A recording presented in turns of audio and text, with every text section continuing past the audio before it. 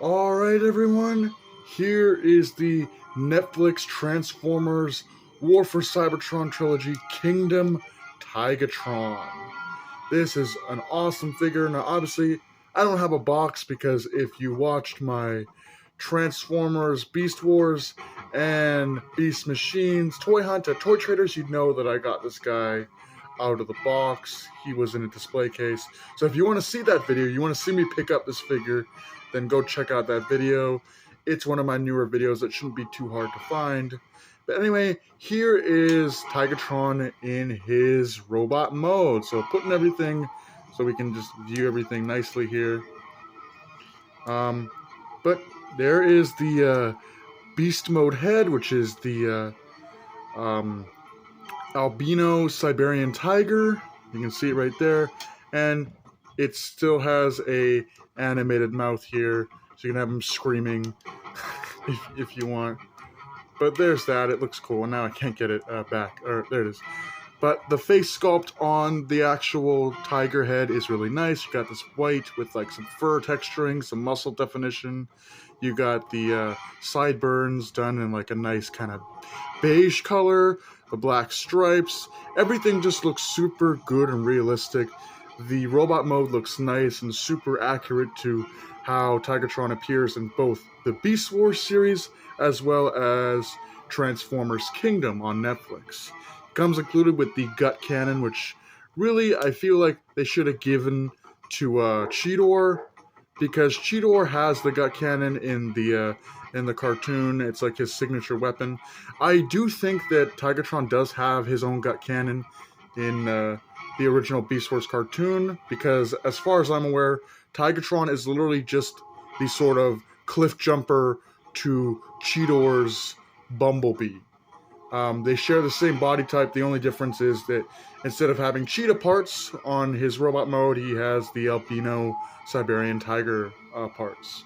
The tail becomes a whip. Again, I don't like how the tail always becomes a whip or a sword on Beast Transformers. But it is what it is. It gives the figure a nice presence. You know, he's got the dual weapons. He's got the whip. He's got the gut gun. Really cool stuff. As for his design here, it looks really nice. He's got the pearlescent colors here and there, which really match with his design in Beast Wars and, of course, in the Netflix show. Awesome looking stuff. You can see bits of the tiger mode. I mean, it's really obvious on the back here.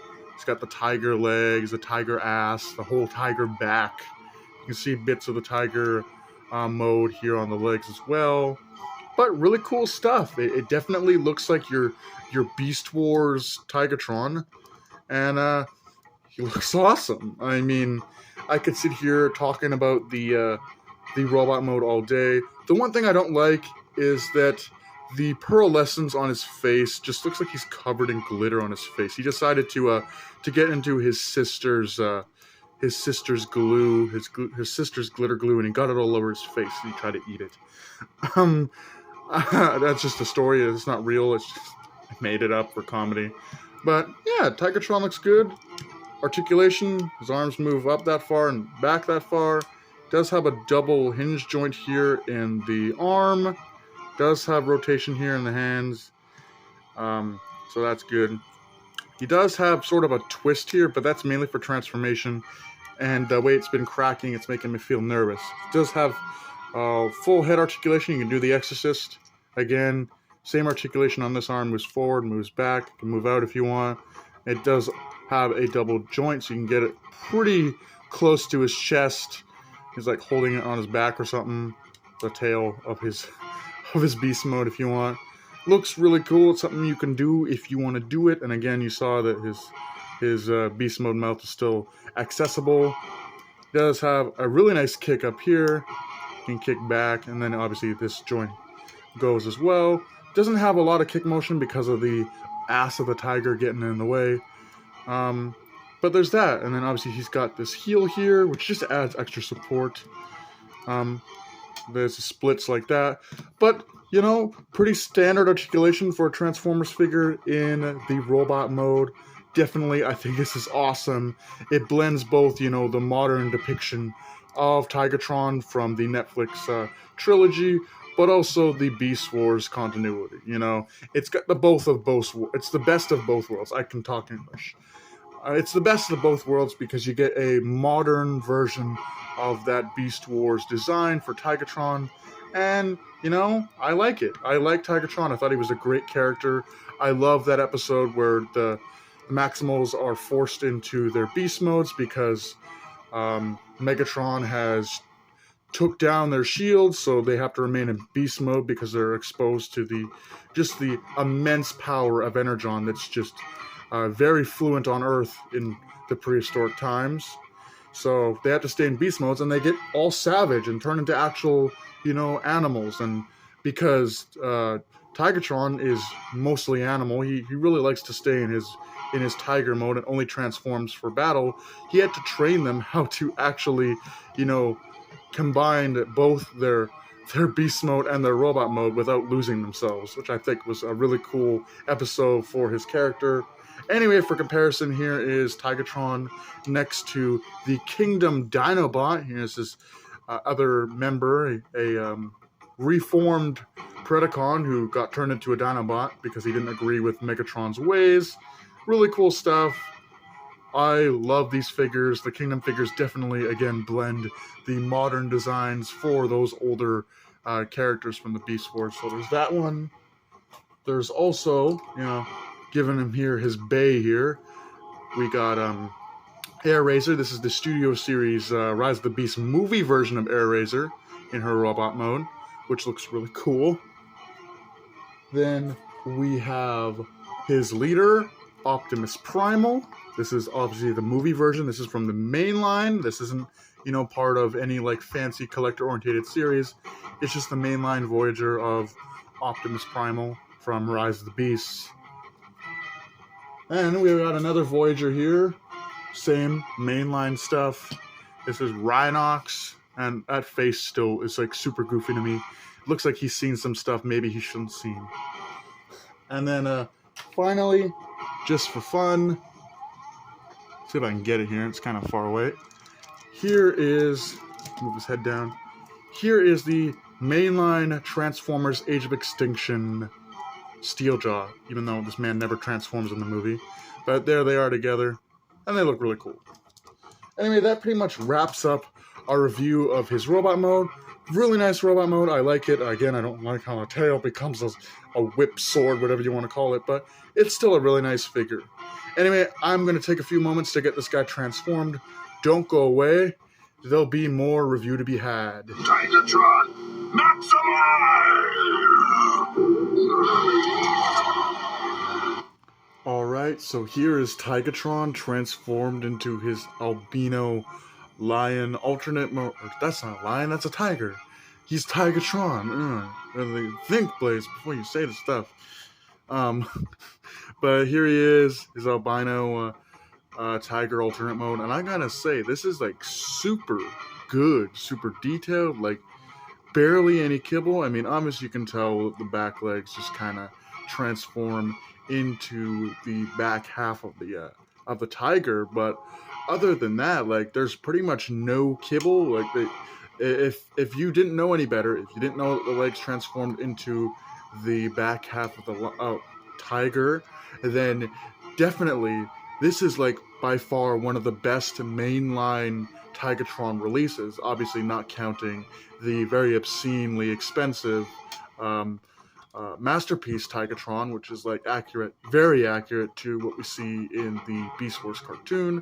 And something I really did like about the Transformers Kingdom series is that they brought back those original designs that we all fell in love with back in the 90s, but they added some more modern flair to them. So they're not like goofy in the CGI department anymore. They're the same designs that we love, but they got more of a modern twist. The animation looks better, and obviously we got really cool fur textures. And we can see that all on Tigertron here in his beast mode. Lots of awesome fur textures, some shading, everything. He just looks like a real living, breathing lion. Tiger, sorry. You can see the bottom here where the robot kind of crotch sort of peeks out.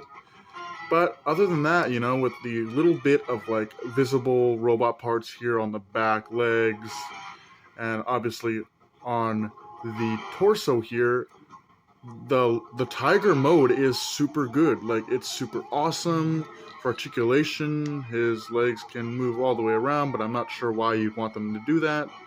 That goes on each side. The front legs move all the way around.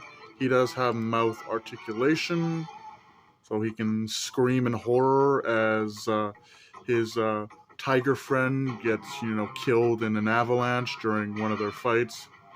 Let me know in the comments below if you know what scene I'm referring to and what episode it's from. He does have a joint here that can allow him to move up like that, and they sort of move back like that, but I wouldn't test it. And then he's got a joint here at the base of the paw here, which is really nice articulation for, again, a mainline release.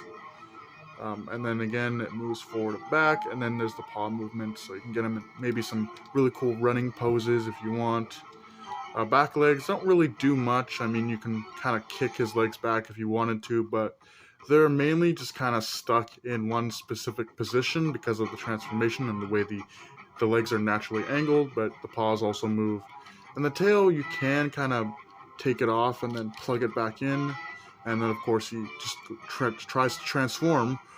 But you can take the tail and plug it back in and just kind of have his tail up if you wanted something like that, but then obviously you got all of this hollow plastic just visible, so obviously you're just naturally supposed to have it the way it's shown on the box. Now naturally he's just going to be walking around like this in a very generic kind of tiger standing pose, but hey, you can take advantage of that kind of running kind of position that, you know, you would see a tiger in or walking around, and that's kind of cool. But that's pretty much it for the tiger mode. You got different colored white plastics to kind of give it like a difference of tone between the different parts.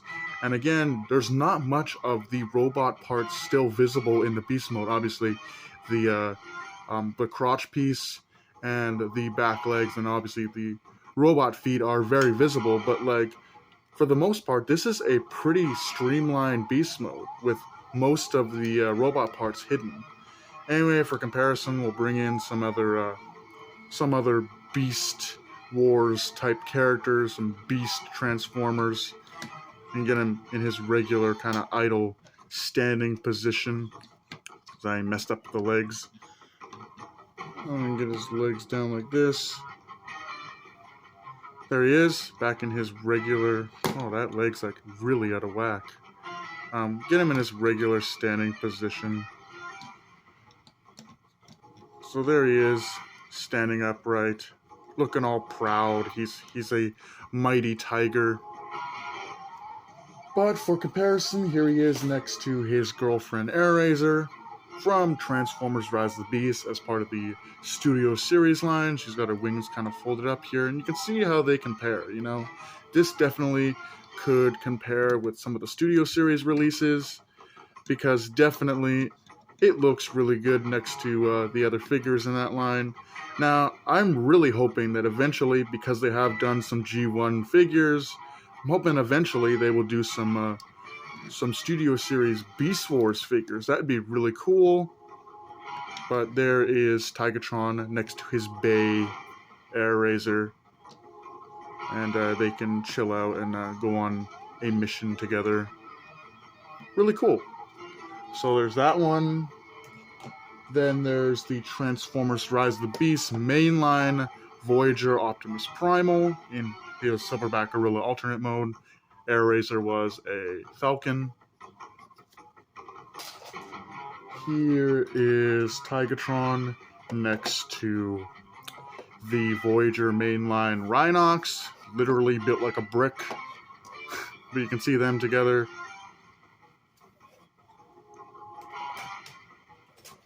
And here he is next to the Kingdom War for Cybertron trilogy Dinobot.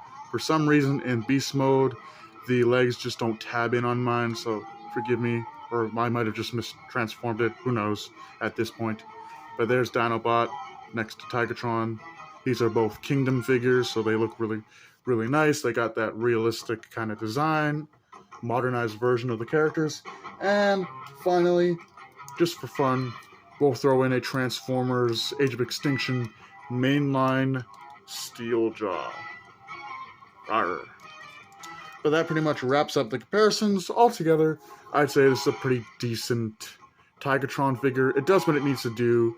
And again, I just love how the War for Cybertron Netflix trilogy really captured the likeness of the original designs for the Maximals, and they just brought them back to life for the new age. Basically, they didn't really change anything of their old original designs. They just more updated them to look more realistic and to fit in with more modern cartoons, because let's face it, the old Beast Wars animation is kind of goofy from today's standards. But that pretty much wraps up my review of the Transformers War for Cybertron Kingdom Tigertron. Hope you enjoyed. Do take care. Have a great night. And I'll see you in the next video.